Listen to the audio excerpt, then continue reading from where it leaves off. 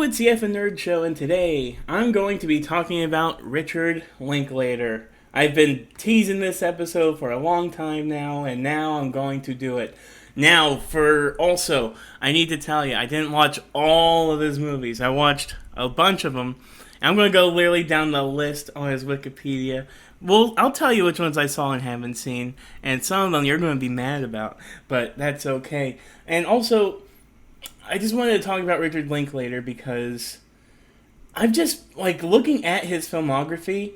Not only does he have just a long list of absolute bangers, he's ambitious. He's also kind of he's inspired many other people. He inspired Kevin Smith, which I might do a video about him one of these days too. And also, just the range of his movies is very interesting. And the things he likes, the things he's interested in, and the things he tries to do with his movies, it's a different way of thinking. And what's also interesting, he's not a traditional does a bunch of stuff in Hollywood. He definitely has done movies in the studio system, but especially when he was starting out, he's very much in Texas. He tries to base his movies in Texas or have a Texas angle in them, which is it's just something that's it's something you just don't see. And listening to an interview when he talked about making his first movie, Slacker, which inspired Kevin Smith to do his career, but Slacker, when he started making that movie, Linklater was basically like, I don't want to go to Hollywood. I'm just going to make my movie here and make it about, the people around. And that's what he did, and he built a career out of doing stuff like that. Now, I do want to get to what I thought about Slacker. I didn't love it. I didn't hate it. I love so many of Richard Linklater's movies, so many. And having seen so many of them throughout my life, going all the way back to his very first movie, it seemed just a little less focused, which is also the point. Slacker is just sort of it's the hangy outest of hangy out movies. It's interesting though, because the first 10 to 15 minutes, I almost thought there was going to be a more involved plot, because it starts out with Linklater himself as this guy who's on a taxi or whatever, and he's just talking about whatever. And then the place he gets dropped off, there's a woman dead on the ground. And you're like, oh, someone must have hit her, blah, blah, blah, I'm going to go call the police. And then it pans up to a serial killer or something. I thought, oh, wait, is this a movie about a killer? But then it very quickly goes into somewhere else. But it was interesting because the first 10 to 15 minutes, it's kind of what movies are, that's usually what movies are structured anyway, to really hook you, oh, whoa, wait, what?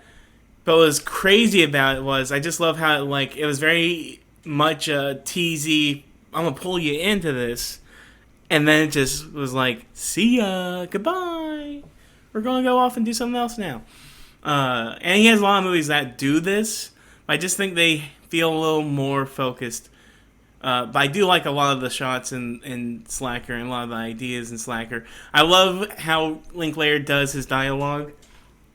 It's obviously very naturalistic, but also you can tell it's just stuff he just is thinking about all day, every day off the dome. It's what's this thing about life, And I love Linklater seems so laid back. If you watch any of his interviews, he seems laid back. He seems a little soft spoken-ish, but he's also I don't know. He's just so light in a way. He's very we went to go do this. I don't know. It's just weird, the stuff he does. All right. There's a part that still sticks with me is when, at the end of the movie, there's this old man. I think he sees, a woman jogging or something or walking. This old man sees her, and he's like, when you're young, you obsess over one woman, or appreciate one woman. Something like that. And then when you're old, you just love all women. And he's just an old man walking alone down the street, and it was both sad and cool and heartbreaking and sad. And I also love how the movie ended. It was the movie ended with a bunch of guy friends hanging out playing around with a camera, and then they I think they throw the camera off a bridge or something. Yeah, sorry if this is not coherent, but that's it. Dazed and Confused. Didn't watch it. And you're probably like, what? Why didn't you watch it? Here's why. I'll tell you why I didn't watch Dazed and Confused. In college, that was the movie everybody was like, man, have you seen Dazed and Confused? And I've seen Dazed and Confused on pawn shop shelves all my life. And I've been like, do I want to watch this movie? No. Do I give a flip about Dazed and Confusedness? Not really. I do think I will watch it one day, but I think it's just funny to infuriate people and tell them, no, I haven't watched it. And for this video specifically, I went and got like 3 or 4 or 5 or 6 Linklater movies. And I watched them.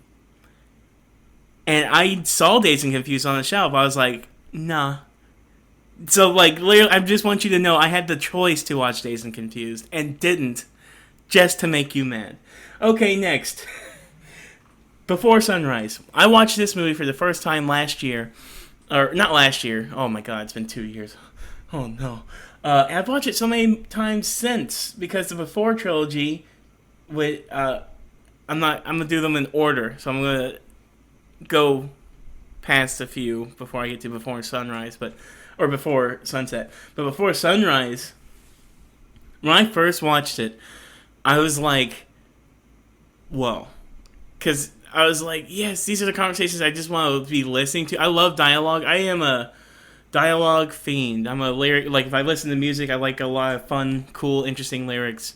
If I'm, I will watch Steve Jobs for fun on repeat. Just because I like the dialogue. Social Network, I used to watch it all day, every day. I love good dialogue. I love good dialogue scenes.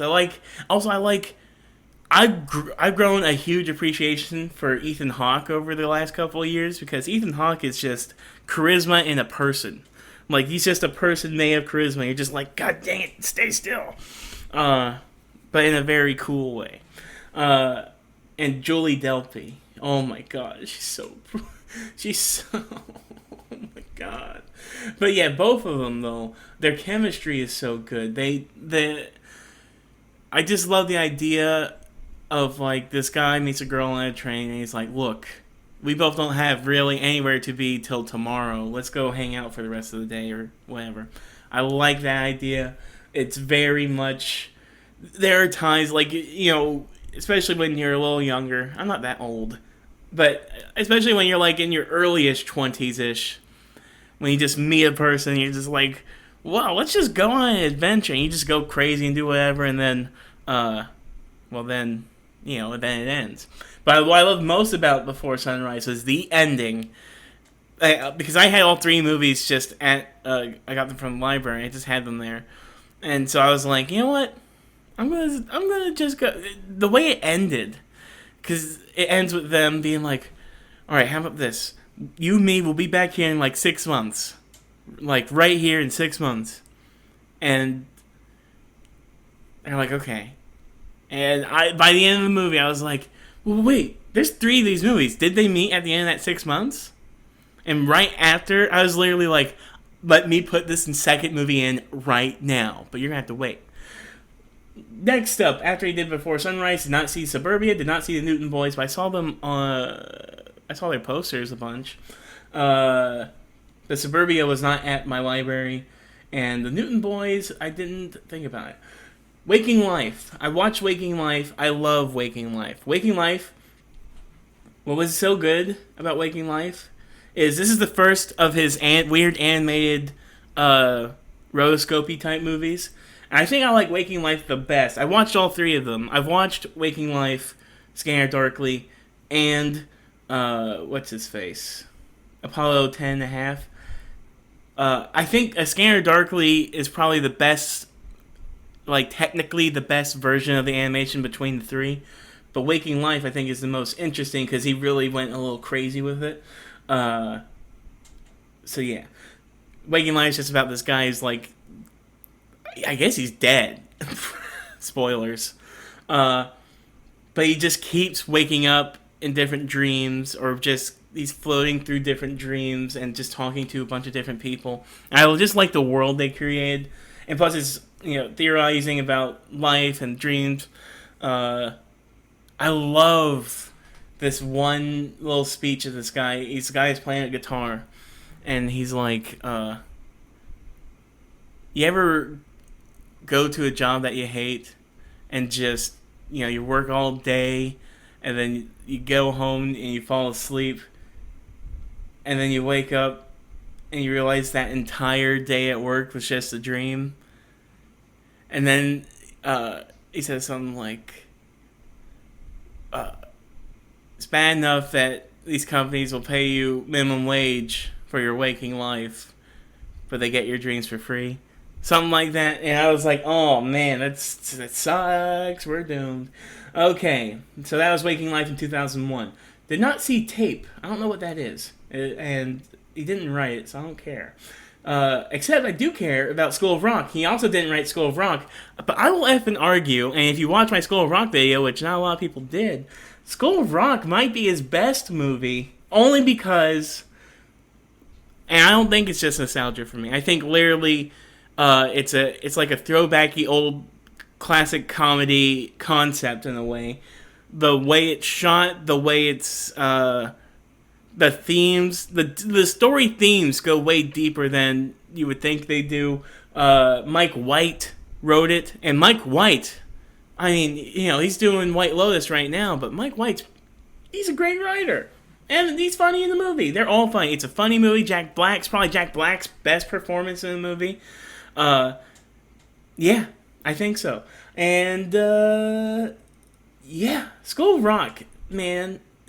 Go watch my School of Rock video. Before Sunset. Okay, so yeah. I got done with Before Sunrise. I'm like, do they meet at the end of 6 months? And then I put in Before Sunset. Man, Before Sunset. It's hard to say it's my favorite because I think Before Midnight doesn't get enough. I mean, a lot of people love Before Midnight, but I think people always be like, man, Before Sunset's the best one. And it is my favorite one. It's the tightest, it's the shortest. It's also just like, so, I don't even want, if you haven't seen it, I don't even want to spoil it.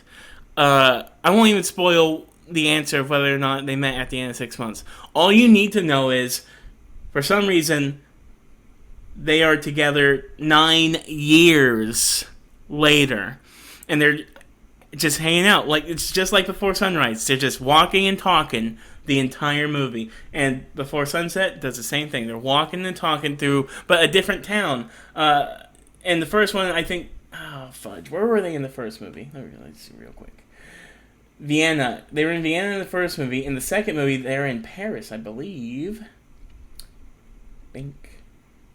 Paris, France? Are they in France? Yes, Paris.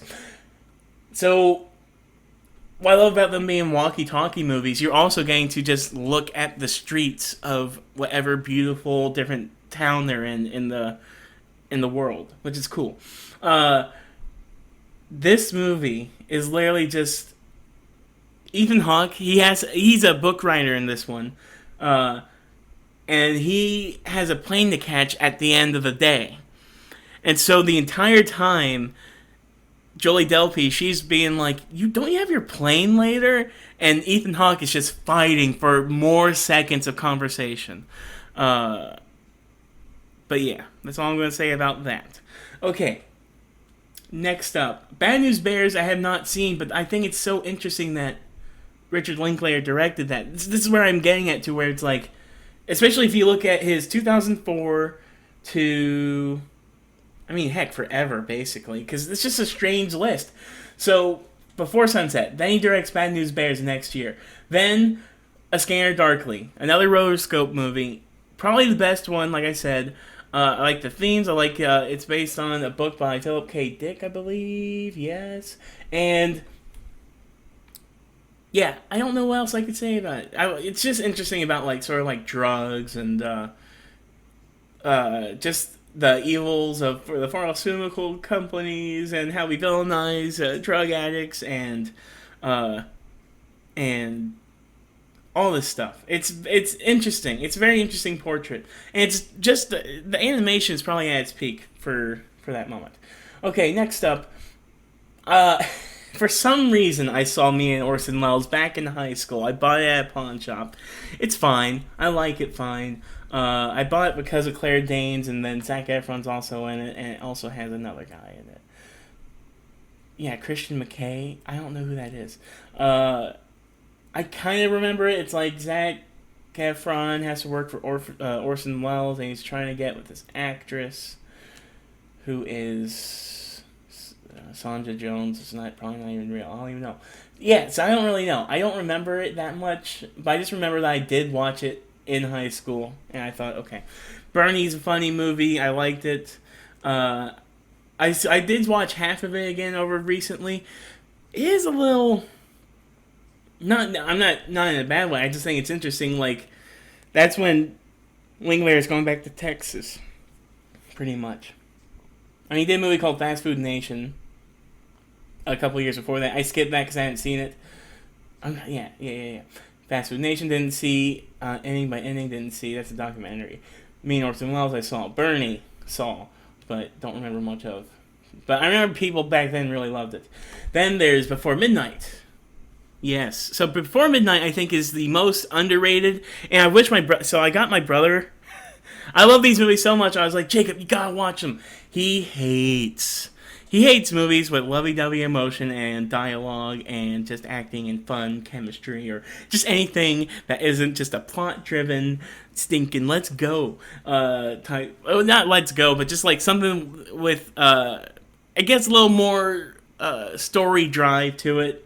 And these are a little meandery, hangout-y movies. But it sucks, though, because I think he especially despises Before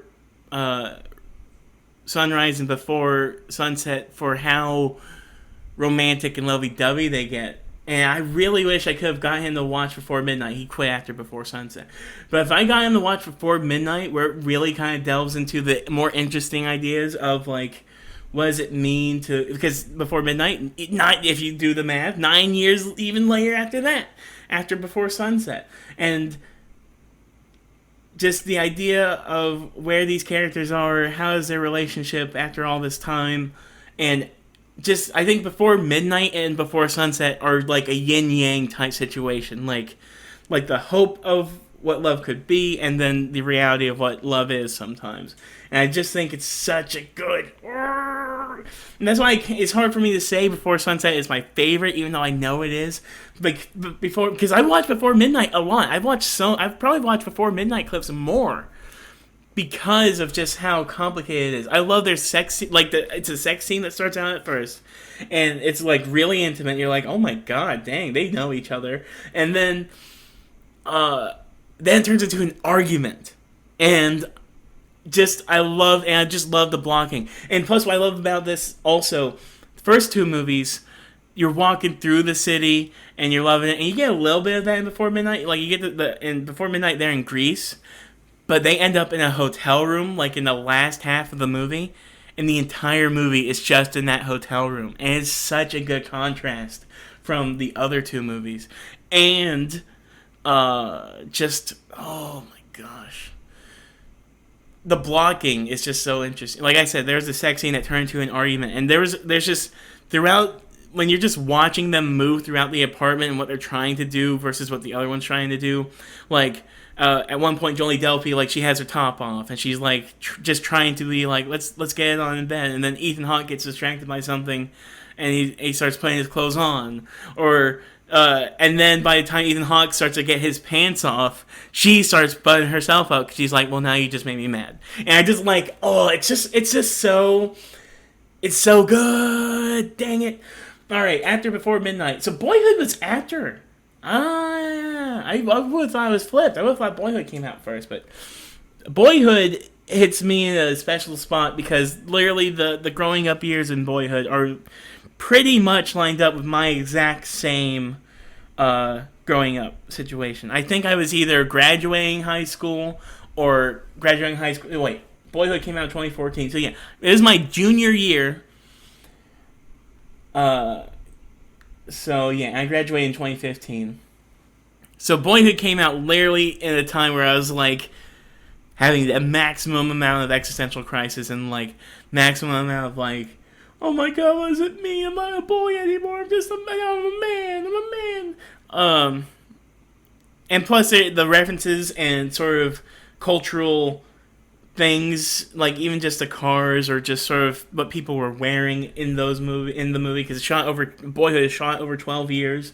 In the movie, you just see there's one scene when the kid in the movie is like, everybody knows the best two movies that came out this year were The Dark Knight and Hellboy 2: The Golden Army.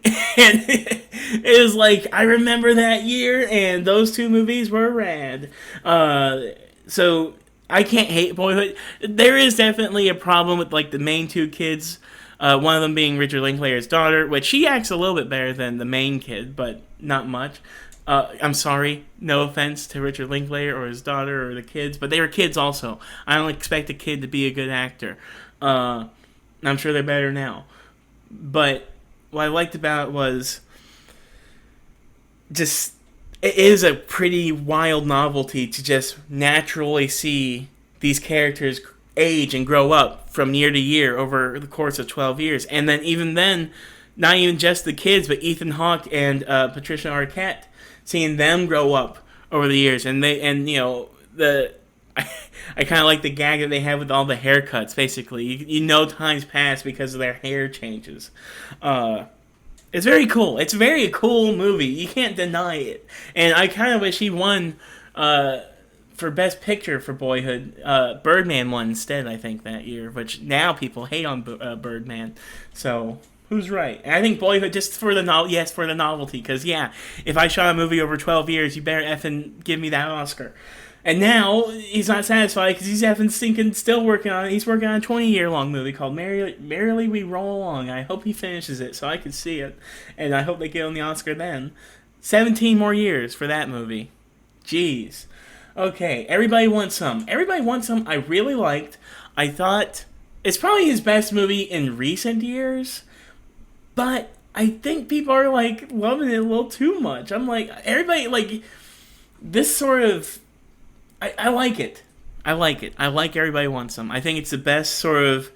It is the best representation of, like, if you want to know what guys do... if you want to know what guys be doing when they're just hanging out, being bros, that's Everybody Wants Some. And what I do like about it is it does both. It shows you the wild college shenanigans that... because it's about these college kids in a baseball team, but it's not even during the season. It's during like the 2 weeks before college when everybody's sort of moving in and starting to do like all the things you learn about college before you actually start doing the work, which I remember that time, and it was a fun time. But yeah, but it also does sort of deconstruct that a little bit. It's like, these are the deep conversations these stupid kids are going through. And even if you think it's dumb, at least it's not as shallow as you might think of them at first. I also like the time. I think people are probably just more nuts about it because of the time period, because it's like in the 80s in the summer. Who gives a flip? I do like the cast. The cast is stacked. And Glenn Powell, I think Richard Linklater and Glenn Powell definitely had, like, they became BFFs on this movie, probably. But yeah, Zoe Deutsch, Blake Jenner. I don't know who that is. Is he a Jenner? No. See, Blake Jenner's the lead of Everybody Wants Some. He sort of has the same issue with the Boyhood kid. He's like random white guy, and you just sort of just look past him a little bit. But he's still good. But I say that only because, like, look who's around him. Glenn Powell, who is the world's most famous guy now. Tyler Hoechlin, who was Superman on TV. Wyatt Russell. Kurt Russell's son. Like, this movie was stacked. I can see why people love this movie. I just don't... I just think I like all of everything else Richard Linklater has done before that so much better. And I'm not saying the stuff he did after that is bad. I'm just saying it hasn't been long enough. This guy yearns and churns, man. Like 90, 93, 95, 96, 98, 90... I was just trying to count 90s. 2001, 03, 04, 05, 06. Like, he doesn't stop working pretty much. He's always working on at least one thing, and then by the time something or a couple things start to come out, it's like almost consecutive. 13, 14, 15, 16, 17, 19. He's slowing down a little bit, but he's still doing it. He's still doing it. All right, so this is now this is probably where I'm the most sucky because I have not seen most of these. Last Flag Flying, have not seen. The fact that he wrote it is interesting. The fact that that movie is a sequel to what the heck? Some movie is a sequel to his novel, The Last Detail. It's an unofficial sequel. And has Steve Carell, Bryan Cranston, and Lawrence Fishburne, three Vietnam War veterans who reunite after one of their sons is killed in the Iraq War. I wanted to watch this movie when it came out, and for some reason I didn't. I do want to watch it still because it sounds interesting, and that is a stacked cast. I just want to see what those three men be talking about in a room. But yeah, I haven't seen it. Where'd You Go, Burnett? Did not see that, but I think he was nominated, or that movie might have been nominated. Cate Blanchett. People liked that movie when it came out. I haven't seen it. Apollo 10.5, I did watch. This is the last of his animated rotoscopy type movies. Or last one so far. His little trilogy so far. I don't hate it. I like it. I kind of like the wild sort of what you call it. Just the concept is is this kid who they made the Apollo spaceship just a hair too small. And so they had to hire this kid to do all these test flights and stuff to do the moon landing before everybody else saw the moon landing. And then they would just use the footage that he got to play on TV for everybody else. It's a fun idea. It's really just a history movie about Houston in the 60s. And probably Richard Linklater's childhood, I would assume. I don't know how old he is. I don't think he's that old. Is he that old? He was born in 1960. So yeah, he's probably about, he's 10 and a probably that's why it says 10 and a half. He's probably like 9 or 10 when the movie, when they landed on the moon. This is very much like about his childhood. And it's actually very interesting. When I said earlier that Scanner Darkly was his better one of these, technically, it's just because this one is a little too polished. I think Scanner Darkly had the best mix of like a little dirt and grime and better technology than Waking Life. This is like, it looks good, but now it's like a little too clean. I just need a hair more dirtiness. Just for it to not... I don't know why, for some reason, to me, it looks a little more weird being cleaner than if it was a little more dirty. I just don't know why. But, yeah. Hitman. So this is his newest movie that just came out. And I liked it. I actually really liked it. Hitman was... It felt like an old school... It felt like it should have came out in, like, 2005... through 2000. It feels like it should have came out in the early 2000s. That's what I'm going to say. And it's like a romantic comedy. Glenn Powell again. I think I like Glenn Powell most in Hitman than I have in anything else that he's come out in lately. I haven't seen Twisters yet, but I do want to see Twisters. But I don't think the movie's necessarily perfect, but I do love the amount of, like, who gives a flip if we just killed some people in ness of the movie.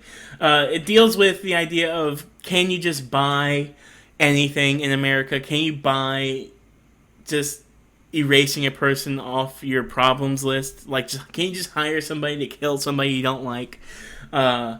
And that's what it sort of delves into, and plus it looks into like what does it take to change your own personality, which I think is an interesting angle to go into. it feels like an old school comedy because of how morally ambiguous it can be at times. Whereas nowadays, a lot of times you'll have to find a reason to justify why the characters could do something so terrible sometimes, which is fun. Yeah, I liked it. I didn't love it. I didn't go crazy about it, but it's definitely like if you're looking for a movie that is like a great date movie, Hitman is actually a really good date movie. It's like a movie. It's a perfect movie for a date movie. It's like there are moments when Glenn Powell and let me look up her name. When Glenn Powell and Adria Arjona, when they meet, the chemistry is off the rocks. Off the rocks? It is out of this world crazy. And they're really good together. And I think maybe just anybody, I think every guy has, any person has good chemistry with Glenn Powell. Just because, well, he's purty. But yeah. Overall thoughts on Richard Linklater. He has such a varied and crazy filmography. Like, he has romantic dramas in here, but they're not really dramas, they're just romantic movies. The School of Rock is a studio comedy. Hitman feels like a studio comedy, and really technically is. Bad News Bears is like, I like the idea, like, he does these studio comedies don't happen often, and I think now he's sort of being like, well, we need more. Even Bernie is a studio-ish comedy. I say anytime I say ish, I just think of like, I mean, it might be studio, but it's a little smaller still. And we do need more comedies. I think he's having fun in that comedy zone, but he also does get weird, like he does with the Scanner Darklys and the Waking Lives and all this. And Apollo 10.5 is a wild concept, and it's just funny that like Waking Life is about a kid dying. Scanner Darkly is about like the sadness of being like a drug addict in the drug industry and all this. And then this movie's about sending a kid to space. It's like a weird combination of movies. Me and Orson Welles, it's like the fact that I still see that on his filmography, that man directed Me and Orson Welles. I'm like, why? But I'm also like, right on, dude. He's definitely having fun. He does, like, he plays around. He likes to play around. And I think maybe people go crazy over Everybody Wants Some because it is the only movie that feels closest to Dazed and Confused. But having watched a bunch of these movies, except for Dazed and Confused, I definitely think his voice is in all of these. Even the ones he didn't write. And it's interesting. It's just cool. It's exactly what I want when I watch like a director's filmography. Like you still see a through line throughout his work, and you just see him trying to keep it fun, and he does. All right, thank you. If you've listened this long, then you must like, follow, and subscribe. I do a lot of these director-focused videos. This is the longest one I've done because this is the longest career I've had to cover.